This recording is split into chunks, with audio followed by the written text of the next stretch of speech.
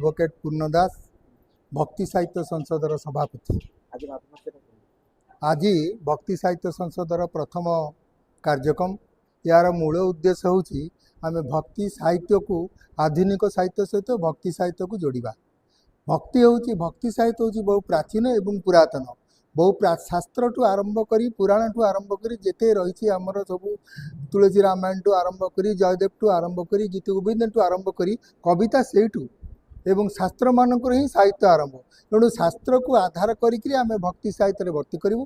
भक्ति साहित्य एक आध्यात्मिक चेतना कारण जगन्नाथंकर संस्कृति परंपरा को आधार करी आमर ए भक्ति साहित्य महाप्रभु अनंत तांको लीला अनंत तांको रूप अनंत तांको गुण अनंत महाप्रभु पाखे कायमन वाक्य समर्पित हेले आमे महाप्रभु की पाई परिबा। तेणु भक्ति ही सर्वश्रेष्ठ होची माध्यम। जदियो तीनोटी माध्यम अच्छी ज्ञान कर्म भक्ति किंतु से दीटा बहुत कष्टकर। भक्ति भी एकदम सुगम माध्यम। भक्ति माध्यम रे ही आमे भगवान को पाई परिबा। जदि आमे तत्व भितर को न जाई साधारण बुद्धि रे चिंता करिबा महाप्रभु कौन ताले उत्तर आसे महाप्रभु एक आकर्षण। जो आकर्षण बल विश्वर कोटि कोटि जीव धाई आसुचंती महाप्रभु केवल दर्शन पाए।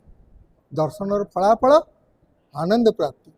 पुणी शंका आसे आकर्षण कौन शास्त्र कहे जीव है अंति एवं महाप्रभु हेले अंत। तेणु अंति सदाबले इच्छा करे अनंत सहित मिसिया को अनंत भी चाहती केमती अंति सहित मिसबू। यही पुनर्मिलन ही महाआनंद आ महाप्राण।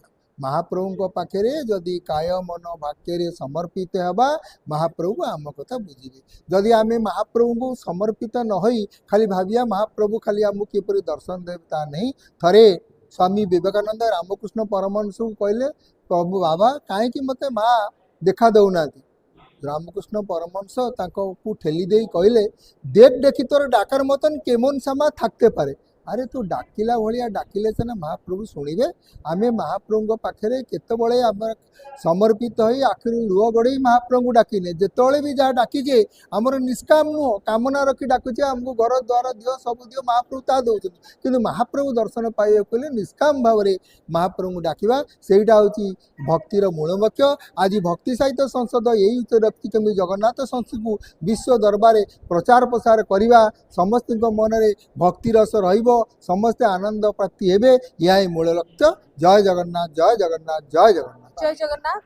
मु डॉक्टर कल्याणी शतपथी अध्यापिका मोर पेशा ओडिया विभाग अध्यापिका भाव में कार्य करुच्ची। आज जो आसर होची भक्ति साहित्य संसद परिषदर मु होची संपादिका। महाप्रभु श्री जगन्नाथ जुगे जुगे भक्त सहित भगवान संपर्क को जोड़ी भक्त बिना भगवान जेमिति तांकर हृदय कांदे सेपरी भगवान बिना भक्तर हृदय मध्य कांदी उठी थाए। से भक्ति आ भावना भितर जड़ित होइथिबा ए समग्र संसार को से भावधारा रे आमे अधिकरु अधिक रसासिक्त करबा पई ओडिशा तथा पुरी जिल्ला रे प्रथम करे गोटे भक्ति साहित्य संसद तरफरु भाव भक्ति श्री जगन्नाथ उपरे गोटे आलोचना आसर आमे करियछु जहार आभिमुख्य वर्तमान सारा विश्व जतबले विभिन्न नाना कलिकंदल भितर गति करुछि मनुष्य मनुष्य भितर स्नेह नाई संपर्क नाई भाव नाई किछि नाई सेही भली समय भितर आमे भगवान को निकट रे जेते समर्पित हेबा आम जीवन सेतिकी सुंदर सुखमय होई उठिबो।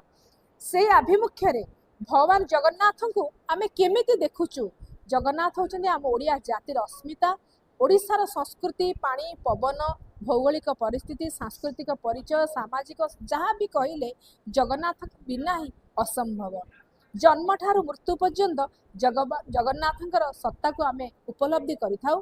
सी मध्य ए क्षेत्र रे दारु देवता हेले मत सी समस्त दुख सुखरु भक्त मान उद्धार करिसंदी। से आभिमुख्य रे भक्ति भावना भगवान को सहित किपरि भाव रे हमर रहिछि दुख सुख रे केमिति जगन्नाथ आम पाखरे पहुंचीचंती से अनुभव अनुभूति के बांटी अधिकरु अधिकतर जगन्नाथ संस्कृति रे प्रचार प्रसार करिबा हमर लक्ष्य।